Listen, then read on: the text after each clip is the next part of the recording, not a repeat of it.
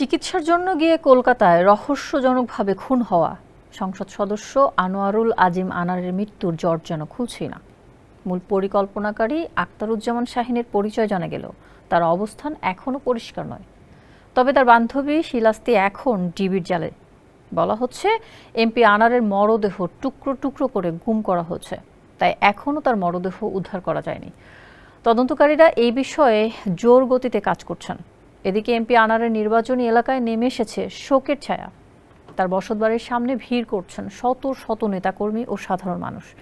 তাদের দাবি এমপির দেহের যেটুকুই পাওয়া গেছে তা যেন তাদের কাছে দ্রুত নিয়ে আসা হয়, আর দ্রুত ব্যবস্থা নেওয়া হয় পরিকল্পনাকারী শাহীনের বিরুদ্ধে। মেহেদী হাসান সবুজের প্রতিবেদন, জানাচ্ছেন সুরুজ আহমেদ। আমি রান্নায় মানহীন কোনো উপাদানের সাথে আপোষ করি না। নারী আর নানান আপোষহীন এক নাম। ঝিনাইদহ ৪ আসনের সংসদ সদস্য আনোয়ারুল আজিম আনার ভারতের কলকাতায় খুন হওয়ার খবর পাওয়ার পর থেকে তার নির্বাচনী এলাকায় শোকের ছায়া নেমে এসেছে। কালীগঞ্জ উপজেলার নিশ্চিন্তপুর এলাকায় সংসদ সদস্যের বসতবাড়ির সামনে ভিড় করছেন শত শত নেতাকর্মীরা। বাড়িতে তার পরিবারের সদস্যরা না থাকলেও বিভিন্ন এলাকা থেকে আসা আত্মীয় স্বজনদের আহাজারিতে ভারী হয়ে উঠেছে পরিবেশ।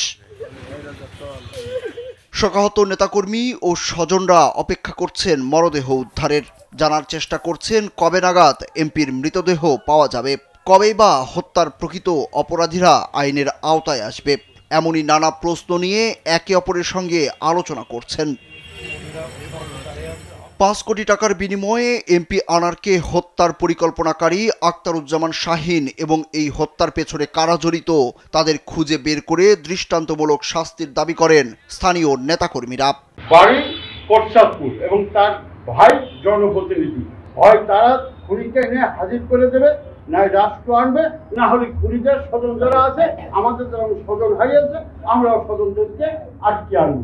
আমরা হত্যাকারী বিচার চাই। এটা যারা এর সাথে জড়িত যারা আছে তাদেরকে সরকারিভাবে যে কোনোভাবে তাকে দেশে এনে সুষ্ঠু বিচার এবং সুন্দর তারা আমরা ফাঁসি চাই, এক কথায় তারা ফাঁসি চাই।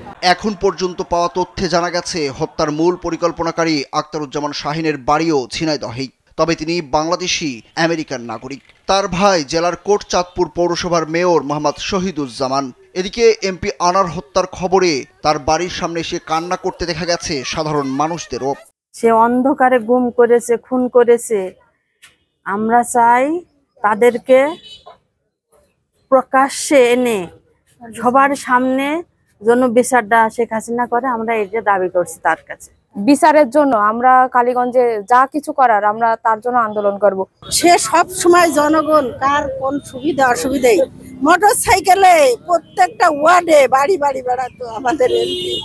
কালীগঞ্জ উপজেলা আওয়ামী লীগের বিভিন্ন পর্যায়ের নেতাকর্মীরা এমপি আনারের হত্যার ঘটনার মূল পরিকল্পনাকারী আখতারুজ্জামান শাহীনকে ফিরিয়ে এনে আইনের আওতায় আনার দাবি করেন। একই সঙ্গে শাহীনের বিচার দাবিতে তার বাড়ির অভিমুখে বিক্ষোভ করবে বলেও হুঁশিয়ারি দিয়েছেন তারা। সুরুজ আহমেদ, কালবেলা।